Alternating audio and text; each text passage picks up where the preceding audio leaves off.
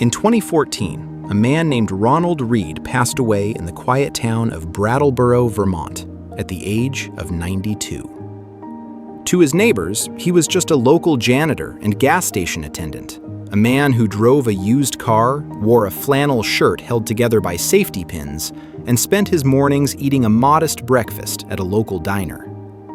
But when his will was opened, it sent shockwaves through the financial world.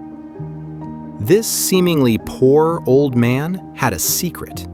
He left behind an estate worth over $8 million.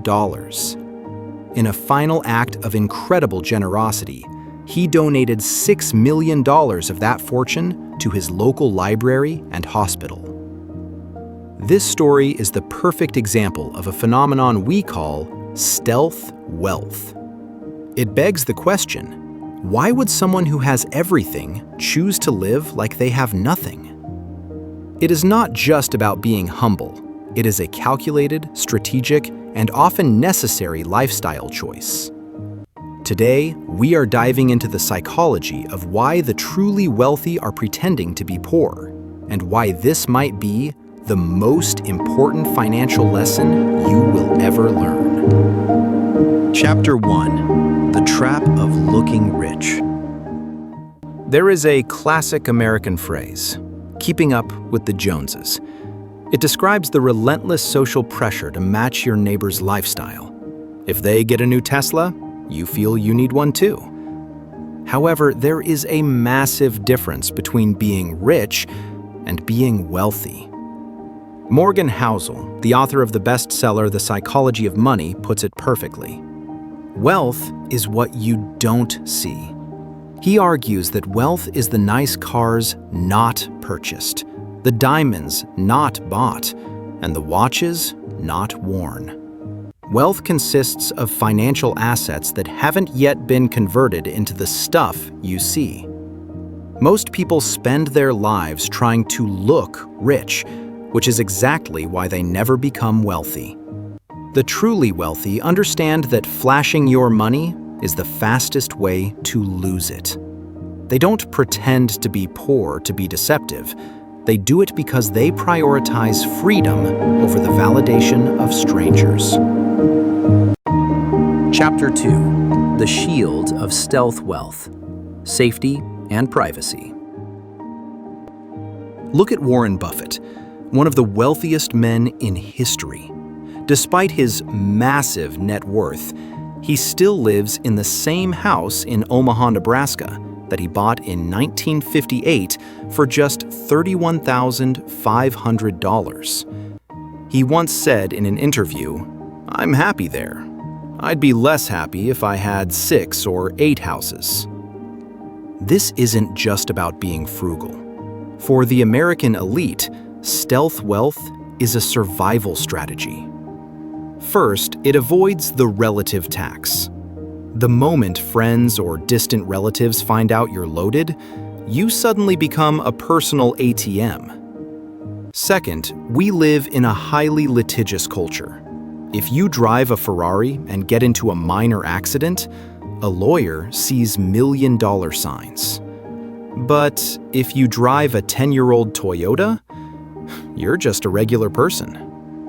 By flying under the radar, the wealthy protect their privacy, their peace of mind, and their families. Chapter 3. The Social Filter and Quiet Luxury. The second reason is what we call the social filter. Wealth acts like a magnet for yes men and gold diggers. When you show up in a $200,000 car, you never know if people like you or your net worth. By pretending to be average, the wealthy can filter out those who are only interested in status. This connects to a rising trend called quiet luxury. Billionaires like Mark Zuckerberg or Tim Cook rarely wear clothes with giant, flashy logos.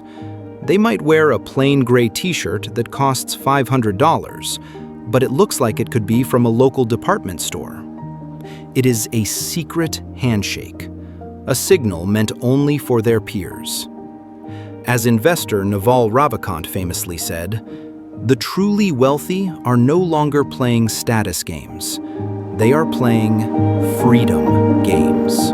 Chapter 4: The Millionaire Next Door Mindset. The data backs this up.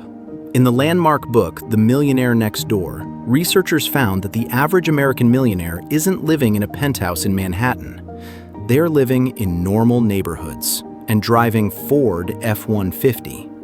These are self-made individuals who built their wealth through decades of disciplined saving. To them, a $1,000 designer jacket isn't a status symbol. It is an opportunity cost. Money that could have been worth $10,000 in 10 years, if invested in the S&P 500. The difference comes down to one simple rule. The fake rich buy liabilities to feed their ego, while the truly wealthy buy assets and stay modest to feed their future. Chapter 5: A reflection on true freedom. At the end of the day, we have to ask ourselves, what is the true purpose of money? If you have millions in the bank, but you are constantly shackled by what people think of your lifestyle, you aren't truly wealthy. You are just a prisoner in a golden cage. The people who pretend to be poor have discovered something far more valuable than any luxury brand: the peace of mind that comes with being invisible. In America, true wealth is the ability to ignore the Joneses. When you stop trying to prove yourself to people you don't even like, you gain the ultimate luxury: time. So, don't spend money you haven't earned to buy things you don't need, to impress people you don't care about. Live rich on the inside, even if the world thinks you are average on the outside. Because when the sun sets, your bank balance is just a number, but the freedom to live life on your own terms, that is everything. But if the truly wealthy are trying to look poor, why is it that so many people with so little are trying so hard to look rich? We explore that paradox in part 2 of this series, The Middle Class Trap: Rich People Stay Poor by Looking Rich. If you don't want to miss that deep dive, make sure to hit the subscribe button right now. What's the biggest fake rich flex you've ever seen? Let me know in the comments below. I'll build the next video around the best comments. Thanks for watching, and I'll see you in the next one.